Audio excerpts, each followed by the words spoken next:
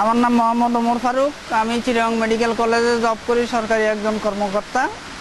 আমি পাশাপাশি মিশন ট্রেনে যখন দাওয়াত পেয়েছিলাম মিস্টার খালেদ আমাকে আসার পরে এখানে প্ল্যান দেখালো। প্ল্যান দেখার পরে আমার খুব ভালো লেগেছে। আমি নেটওয়ার্ক মার্কেটিংয়ের সাথে 2003 সাল থেকে জড়িত।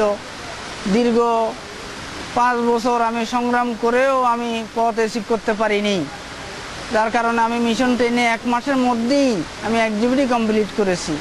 তা আমি আশা করব এই কোম্পানিতে যেটা আমাদের দিচ্ছে, অন্য অন্য কোম্পানিতে আমরা তা পাইনি, 5% পেয়েছি।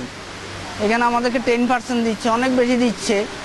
তারপরে আমি কোম্পানির যেই কক্সবাজার এসেছি, ফলারদা আমাকে অনেক সহযোগিতা করেছে, মিস্টার খালেদও আমাকে অনেক সহযোগিতা করেছে। তাদের মাধ্যমে আমি আজকে এতটুকু এগিয়ে আসছি।